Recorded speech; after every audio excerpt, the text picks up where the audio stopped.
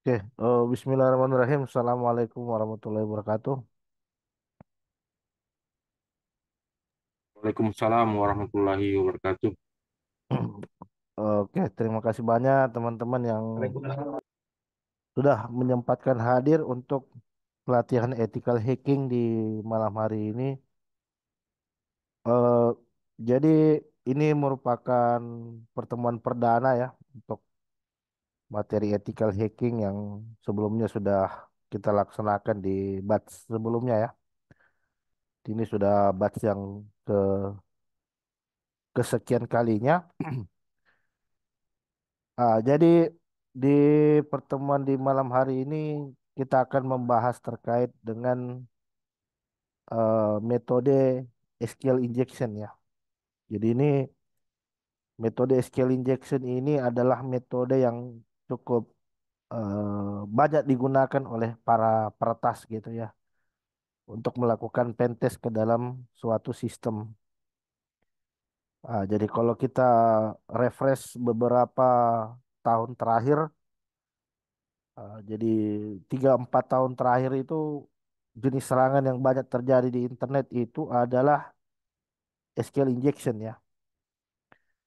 Nah, jadi jenis serangan SQL injection ini bisa menyebabkan sampai terjadinya kebocoran data. Sehingga tentu saja teman-teman harus hati-hati di dalam mengelola sistem aplikasi. Jangan-jangan di dalam aplikasi yang Anda kembangkan itu ternyata di sana ada celah SQL injection ya. Jadi SQL injection ini memang murni ada kesalahan dari sistem dari sisi aplikasi ya. Jadi aplikasi yang kita kembangkan itu tidak menerapkan validasi dengan baik sehingga dengan begitu seorang attacker di sini bisa menginjeksi ya ke beberapa bagian yang ada di dalam web. Jadi jenis serangannya itu ada ke form registrasi, ada ke form input, ada ke form login, ada ke URL dan lain sebagainya ya. Nah, jadi untuk labnya nanti eh, kita akan menggunakan VMware ya. Untuk teman-teman yang baru bergabung ya, nanti saya akan buatkan panduannya di sana. Jadi bisa teman-teman lihat di sini, saya menjalankan beberapa sistem operasi ya. Jadi di sini saya menggunakan VMware ya. Jadi dengan VMware ini memungkinkan kita untuk menjalankan beberapa sistem operasi sekaligus gitu. Jadi aktivitas yang kita lakukan ini kan ethical hacking ya. Jadi kita bukan black hacking, bukan. Kita ndak meretas ke situs ini ya. Kita ndak melakukan peretasan secara sembarang gitu. Bukan website-website yang ada di internet yang akan kita hack dan lain sebagainya gitu ya. Jadi kita buat lingkungannya dulu.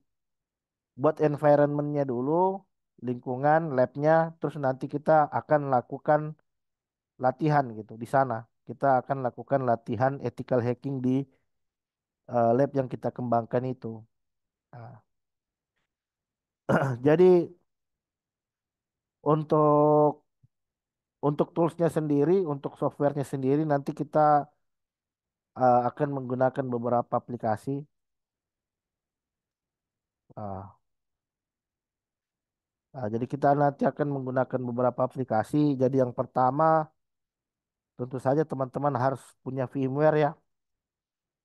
Jadi dengan bantuan VMware memungkinkan kita untuk menjalankan beberapa sistem operasi Oh, udah sekaligus. mulai ya? Ah, Soalnya mana? Nggak tahu. ya, halo, halo. Ya, ya, keren, keren. Mas, gue zoom dulu ya. Ya, Oke, gimana? siap, Halo, siap, di siap. mute dulu Pak. Ya. Halo, halo, Oh, pas kenapa lu tadi nggak begini? halo Berapa? Pak. Di mute dulu itu yang aktif, speakernya di mute dulu. Jadi dengan adanya VMware di Eh, sini artinya kita bisa menjalankan beberapa sistem operasi sekaligus. Nah, misalkan contohnya di sini kan saya pakai Windows ya. Di sini saya kan menggunakan lingkungan Windows. Kemudian di dalam Windows yang saya gunakan ini saya install firmware di dalamnya. Ah, saya install firmware. Jadi firmware ini memungkinkan saya untuk menjalankan beberapa sistem operasi sekaligus gitu. Jadi di dalam Windows yang saya gunakan di sini ada Kali Linux dan ada Metasploitable di dalamnya. Gitu. Jadi Kali Linuxnya di sini, Kali Linux ini yang kita gunakan untuk melakukan pentest atau simulasi hacking, gitu. Atau melakukan ethical hacking, atau attacker gitu. Ah, Sedangkan Metasploitable di sini adalah, ini adalah sebagai targetnya. Nah, jadi kita hackingnya jangan sembarang gitu. Kita belajar hackingnya di dalam lingkungan sistem, ya, di dalam lingkungan sistem yang kita kembangkan. Ya. Jadi kita eh, praktekkan simulasi hacking di dalam perangkat komputer kita sendiri. Tapi apa yang kita pelajari ini bisa kita terapkan juga di website yang ada di production. Tapi saya sampaikan di sini bahwa eh, saya sampaikan bahwa penyalahgunaan materi di luar pelatihan ini itu sudah bukan menjadi tanggung jawab saya.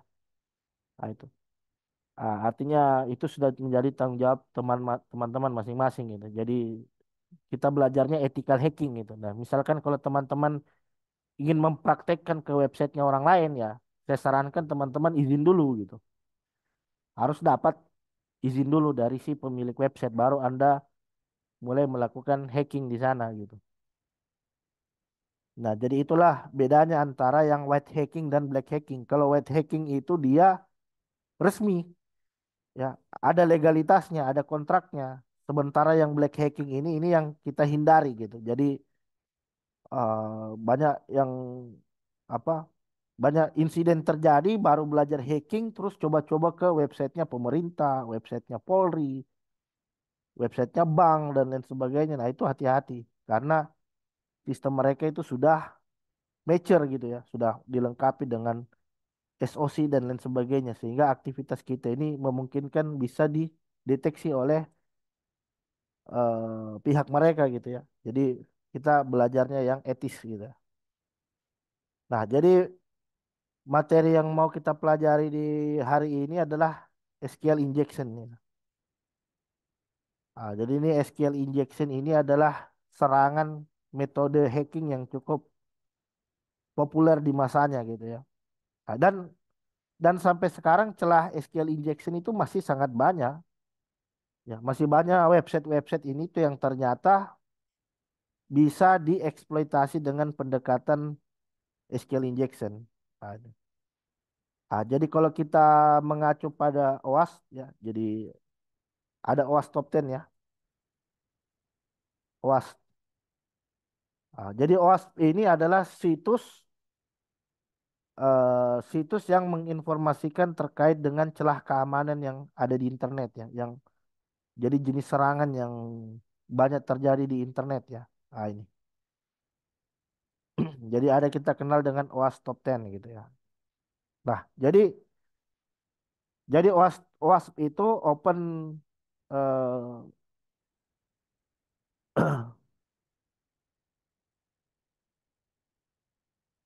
jadi OWASP Top 10 itu adalah 10 ya. Jadi 10 celah yang banyak terjadi di internet ya. Jadi serangan siber yang banyak terjadi di internet. Jadi OWASP itu ada yang tahun 2017 dan ada yang tahun 2021. Jadi kalau kita melakukan pentest sekarang, acuannya kita apa? Biasa kadang ditanya, kalau mau melakukan pentest acuannya apa? Jadi kita bisa pakai yang 2017 atau pakai yang 2021. Jadi kalau yang lama itu 2017. Nah, sekarang yang banyak digunakan itu yang 2021 itu yang update. dari OWASP OWASP Top 10 yang versi sebelumnya. Nah, jadi kita bisa lihat di situ kalau di tahun 2017 jenis serangan yang paling banyak terjadi itu adalah injection, SQL injection ya ini. Dia berada di urutan pertama, nomor satu. Jadi kalau teman-teman ikuti perkembangan serangan siber itu, jadi kita 10 tahun sebelumnya itu sudah insiden cyber itu sudah rame. Cuman metodenya di sana masih pakai SQL injection. Jadi dulu ada tools namanya Hafiz, terus ada SQL Map. Nah, itu yang nanti akan kita pelajari. Terus kemudian ada broken authentication, sensitive data exposure, ya, dan lain sebagainya gitu. Nah, ternyata celah di tahun 2017 ini, di tahun 2021 itu berpindah. Jadi SQL injection yang ada di urutan satu di tahun 2021 itu dia ada di urutan ketiga. Nah, yang ada di urutan pertama di tahun 2021 ini adalah broken access control. Nah, jadi ada apa? Ada jenis serangan itu yang kita kenal dengan IDOR, insecure direct object reference. Nah, itu. Jadi kita bisa mengakses data secara direct tanpa melalui mekanisme autentikasi. Nah, ini yang banyak terjadi sekarang. Tapi banyak juga website-website itu yang ternyata saat ini masih bisa diretas dengan SQL injection. Nah, ini sangat berbahaya gitu. Jadi kalau teman-teman yang backgroundnya dari developer, programmer, nah ini harus hati-hati nih. Ini dicek dulu itu websitenya. Jangan-jangan ternyata di dalam aplikasi yang Anda kembangkan itu masih ada fungsi validasi yang tidak diterapkan dengan baik. Nah, jadi kita langsung saja ya di sini. Jadi, jadi ini untuk kali Linux ya. Nah, ini.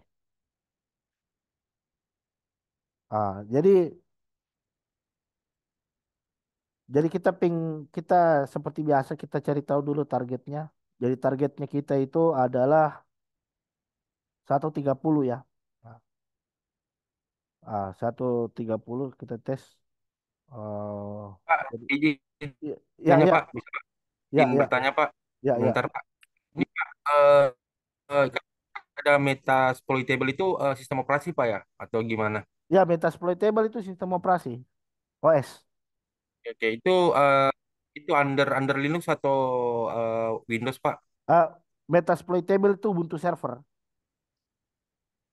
Jadi dia Oh, Ubuntu server Pak ya. Oke, makasih Pak. jadi Ubuntu server yang memang didesain punya celah.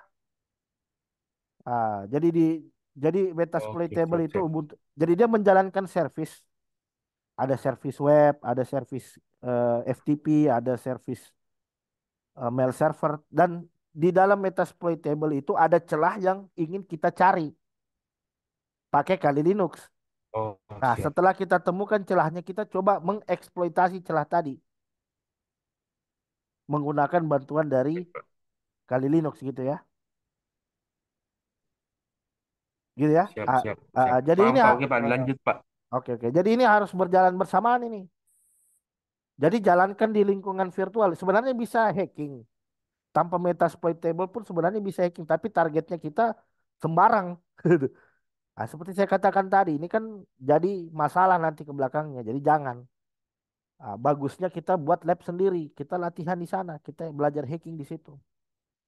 Biar kita belajarnya lebih terarah. Gitu. Tapi teman-teman ketika sudah paham ilmunya secara teknis di lingkungan virtual, Anda bisa terapkan langsung ke production. Tapi dengan catatan tadi saya sampaikan bahwa hacking itu harus legal, harus ada kesepakatan dulu, harus ada persetujuan dulu dari si penyedia layanan. Makanya nanti kalau belajar hacking sudah pintar, sudah jago, apalagi ada sertifikasi, Anda bisa tawarkan jasa pentest. Nah, itu. Anda bisa tawarkan jasa pentest di situ untuk audit security ya dan lain sebagainya gitu ya. Gitu ya.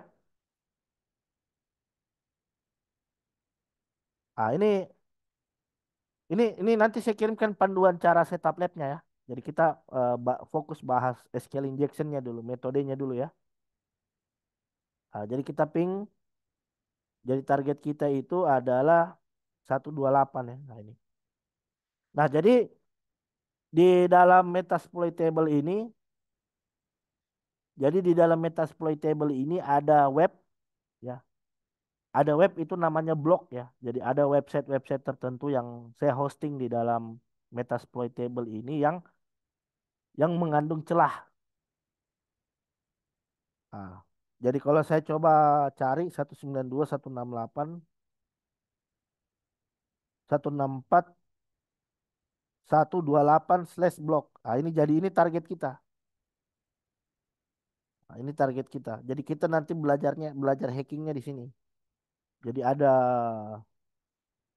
website yang saya hosting ke dalam Metasploitable yang yang mana website ini tuh mengandung celah keamanan di sana. Nah, ini. Jadi seperti ini. Jadi sederhana saja tampilannya gitu. Jadi misalkan ketika saya klik, nah, nanti dia akan diarahkan ke halaman satu. Begitupun juga misalkan kalau saya klik lagi yang menu berikutnya, kita akan diarahkan lagi ke halaman kedua dan seterusnya gitu ya. Ah, ah, jadi seperti biasa ya. Jadi seperti biasa, yang namanya hacking itu pasti kita mulai dari scanning dulu.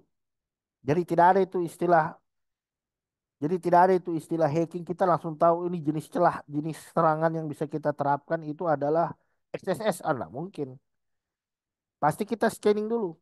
Jadi scanning dulu ada istilahnya namanya information gathering. Jadi lakukan pengumpulan informasi dulu sebanyak mungkin. Ah, kita cari tahu ada path-nya, URL-nya, apa, ada halaman-halaman apa saja di dalam target itu. Kemudian dari setiap path atau URL-nya itu nanti kita uji satu persatu. Mana yang kira-kira mengandung celah keamanan di sana. Mana kira-kira yang mengandung vulnerability di dalam target gitu ya. Jadi kita bisa pakai apa? Kita bisa pakai Dearbuster ya. Kita bisa pakai Dear atau kita bisa dengan menggunakan Dearbuster. Ini saya clear dulu ini. Saya begini. Jadi saya lakukan seperti ini. Perhatikan sini. Saya bisa lakukan sini. Dir HTTP, kemudian diikuti dengan URL-nya. Slash blog. Slash blog. Gini. Nah, misalkan kalau ternyata Anda targetnya itu di internet, berarti ini kan bukan bukan alamat IP public di sini ya. Di sini Anda bisa tulis alamat public, IP public, atau mungkin Anda bisa mendefinisikan domain. Seperti ini. Itu kalau target Anda di internet. Tapi kalau Anda itu ternyata ada di lokal, Anda bisa spesifik langsung ke alamat IP dari si targetnya. Jadi ini domain, ini alamat IP servernya, kemudian ini adalah directory webnya. Nah, saya enter. Ini. Nah, dia mulai melakukan scanning. Dia mulai melakukan scanning. Nah, ini scanning. Dia jalan terus scanning ini.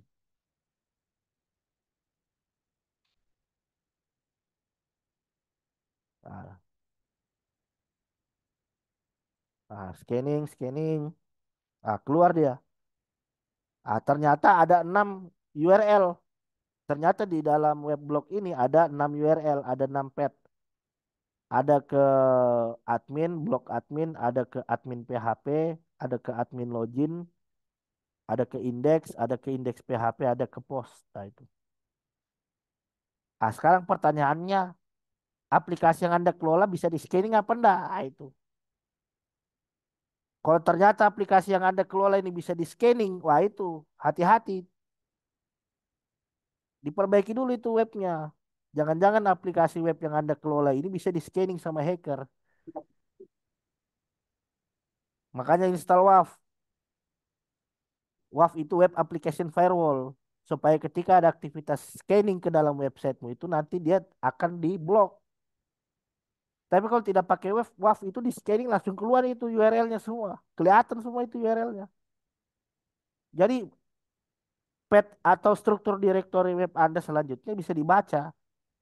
Karena apa? Karena kesalahan Anda sendiri. Kenapa tidak install firewall? Minimal pakai WAF ya. Web Application Firewall. Supaya ketika ada aplikasi aktivitas scanning seperti ini, itu langsung di drop paketnya. Nah, ini bisa kelihatan ini. Jadi saya sudah tahu ini. Oh ternyata ada halaman admin login. Ini kan nggak boleh ditahu ini. Ya, ya. Ini kan nggak boleh. Ini halaman login kan nggak boleh. Jadi sepintar apapun Anda sembunyikan halaman login, kalau website Anda itu masih bisa di scanning, itu tiada gunanya.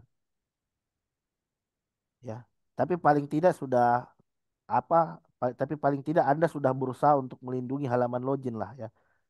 Nah, tapi step berikutnya itu instalkan WAF supaya aktivitas scanning seperti ini tuh langsung di reject karena bahaya sekali. Jadi saya tahu itu, oh di sana ada halaman loginnya. Jadi setelah saya ketahui di sana ternyata itu ada halaman login, saya bisa seperti ini. Ah, saya bisa seperti ini. Berarti saya tinggal akses page-nya saja nih secara langsung. Ini saya copy. Nah, berarti saya paste di sini. Ini ketika saya paste, saya enter tab. Ah, coba lihat. Ah, sekarang saya dapat halaman loginnya. Ah, saya tes, misalkan admin-admin. Ah, oke, username dan password salah. Oke. Ah, tapi di sini kita sudah dapat halaman loginnya. Nah, ah, jadi sekarang yang mau kita pelajari itu adalah bagaimana melakukan SQL injection ke halaman login. Jadi halaman login itu kan kalau kalau Anda paham sistem kerjanya website itu kan halaman login itu kan semua input yang masuk, semua form yang masuk kan. Itu kan ada form untuk memasukkan username dan password ya. Nah, ketika kita sudah masukkan keduanya, ini kan selanjutnya nanti akan dicek ke dalam database pakai query SQL. Nah, jika ternyata username dan passwordnya itu ada di dalam database, maka nanti dia akan mereturn true kan gitu. Nah, ini hati-hati. Halaman login ini bisa kita injek dengan SQL injection. Kalau ternyata di dalam halaman login yang Anda buat ini dia tidak menerapkan validasi dengan baik. Nah, kita bisa masukkan pilot SQL injection di situ. Dan ketika pilot SQL injection ini kita injeksi ke dalam halaman login, maka ini selanjutnya nanti akan merubah logika dari program ya, merubah fungsi dari si halaman login itu sendiri. Nah, jadi kalau saya gambarkan seperti ini. Nah, ini kan halaman login, betul nggak? Ini halaman login, terus dia minta username sama password. Ah, ah. Tahu isi codingnya kan? Teman-teman yang dari yang biasa coding pasti tahu ini. Seperti apa bentuk codingannya kalau seperti ini. Ah, bentuk codingannya kan seperti ini ya. Ah, jadi ini saya nggak tahu ini istilahnya, saya cuma memodelkan gitu ya. Ah, kalau pakai PHP kan bentuk codingnya kadang seperti ini ya. Username get username.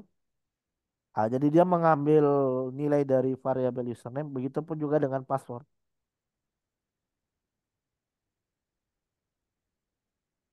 Password. Ah, terus terus yang terjadi query SQL-nya itu adalah seperti ini. Query SQL-nya itu adalah seperti ini. Berarti kan berarti kan username dan password ini dicek ke dalam database, betul tidak? Ini kan berarti dicek ke dalam database ini. Ah, ini saya cuma berasumsi, saya tidak tahu apa nama tabelnya kan. Ah, seperti inilah kira-kira query-nya. Select, ah, ah, Lagi bintang from. select bintang from,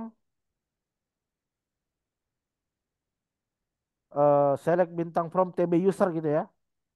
Where, Where ID sama dengan berapa gitu lupa Pak. where username sama dengan username. Username ini kan mengacu pada variabel username ya di atas, betul enggak? Gitu ya. Betul betul Pak Ah, betul N Pak.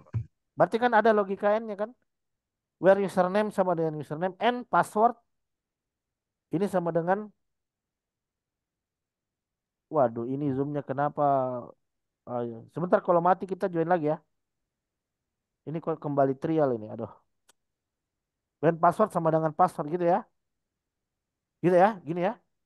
Betul enggak? Betul, Pak. Betul, Ah, Pak. sekarang begini. Berarti kalau saya masukkan admin, anggaplah kalau saya masukkan admin,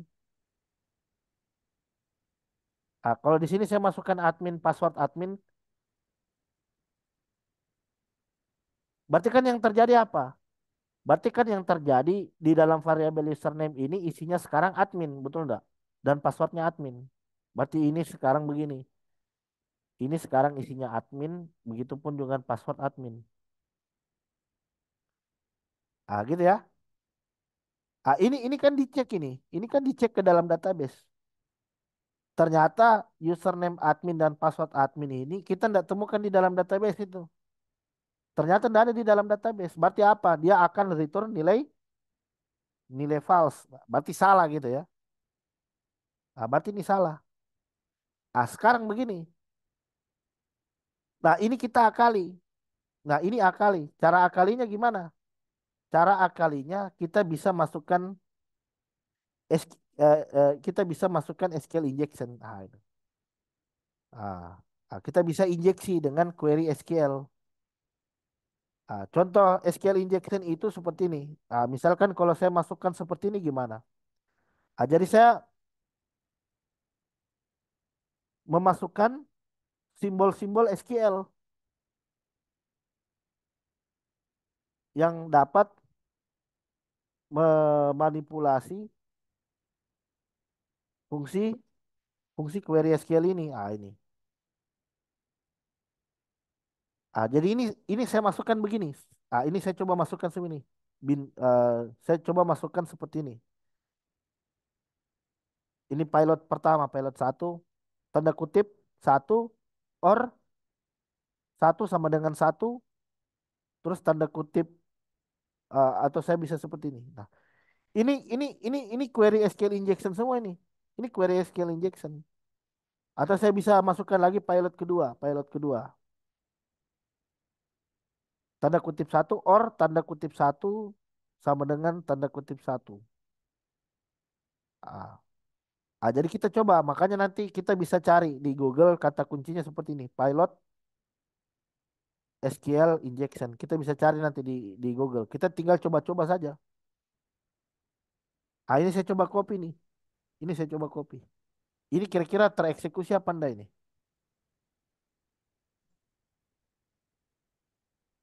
Saya masukkan, saya paste.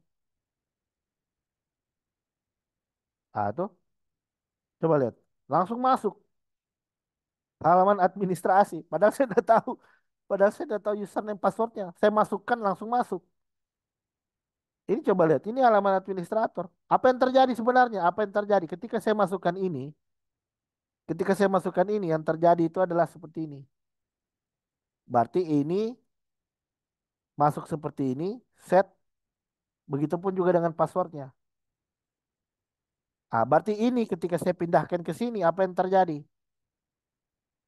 Coba lihat ini. Begitupun juga dengan ini ya.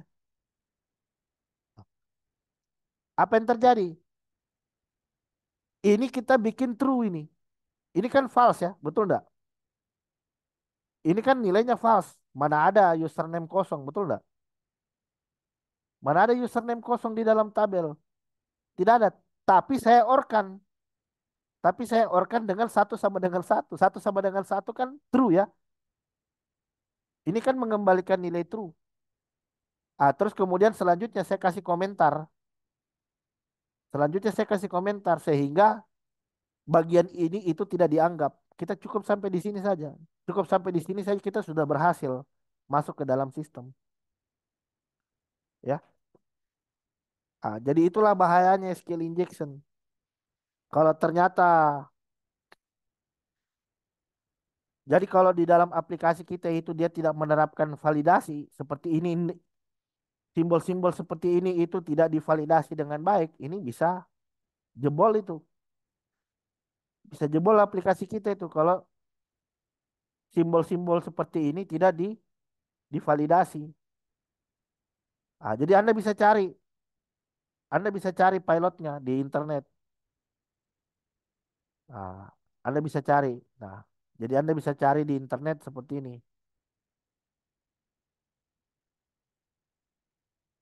Pilot SQL injection. Ah ini. Ini tinggal kita coba satu persatu ini. Ah ini.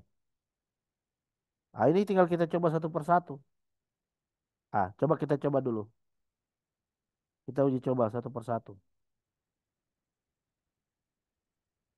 Ah, ini kan sudah masuk ke dalam halaman admin ini. Padahal saya tidak tahu username passwordnya, saya tidak tahu. Tapi ketika saya masukkan query seperti tadi, maka kita melakukan manipulasi ke dalam halaman loginnya. Nah, ini kita tinggal copy-copy saja nih. Makanya ini kan jumlah pilotnya sangat banyak. Ini jumlah pilotnya kan sangat banyak. Ya. Jadi kalau Anda coba satu persatu ini kan pasti akan makan waktu gitu ya. Nah, Anda bisa pakai yang automatic. Misalkan pakai burp suite. Nah, jadi ini nanti akan ditembakkan satu persatu ini. Nah, kalau misalkan yang ini gagal, pindah lagi ke perintah berikutnya. Kalau ini gagal, lanjut lagi ke perintah berikutnya. Seterusnya. Nah, dan seterusnya. Sampai ditemukan pilot yang benar.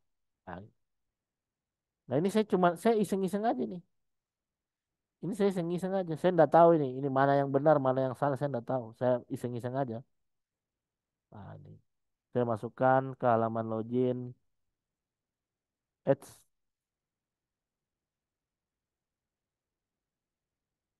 Oh, sebentar. Kali Linuxnya hang. Kali Linuxnya hang. Ah, ini. Saya iseng-iseng aja nih. Saya nggak tahu ini. Ah, masukkan saja. Ah, itu masuk. Jadi langsung. Jadi langsung masuk. Jadi kenapa bisa masuk? Inilah berbahayanya skill injection. Jadi gampang sekali. Tidak cukup. Saya, saya hanya butuh waktu paling cepat ya 15 menitan lah dengan aplikasi yang dengan ya aplikasi yang seperti itu ya. Ah, ini jadi ini sangat banyak pilot-pilot di internet. Ini sangat banyak pilot di internet yang bisa digunakan. Ah, jadi ini tinggal diuji coba satu persatu. Kira-kira mana yang punya potensi untuk tembus. Nah, jadi kenapa ini bisa terjadi? Ah, perhatikan di sini. Kenapa ini bisa terjadi? Kenapa ini bisa terjadi? Karena ini coba lihat. Ini diproses secara telanjang ini. Ini skripnya telanjang. Tidak ada validasi. Jadi apapun yang saya masukkan ke dalam sini itu akan langsung diproses. Ah, ini ini akan langsung diproses sama sistem, ya. Makanya kita kadang di sini kita apa? Kita validasi dulu. Jadi sebelum disimpan ke dalam suatu variabel, inputan yang masuk kita escape dulu, ya. Jadi ada banyak caranya. Anda bisa pakai prepare statement. Jadi fungsi validasinya itu bisa pakai prepare statement. Atau kalau yang paling mudah itu ada apa? MySQL escape string atau HTML special char. Jadi ini dimasukkan dulu ini. Ini di prepare dulu. Jadi variabel yang masuk di prepare dulu. Variabel yang masuk di prepare dulu sebelum di insert, sebelum di query ke dalam database. Jadi ketika di query ke database dia sudah bersih. Dia sudah bersih dari adanya simbol-simbol yang bisa memanipulasi SQL ke database-nya. Ini 1 menit lagi mati. Jadi nanti saya kirim link lagi ya. Ini. Jadi saya sudah perbarui Zoom-nya ini kok masih 30 menit. Padahal sudah saya ini. Sampai sini ada pertanyaan dulu mungkin. Sebentar. Ini mati kita lanjut lagi ya. Saya kirim link lagi.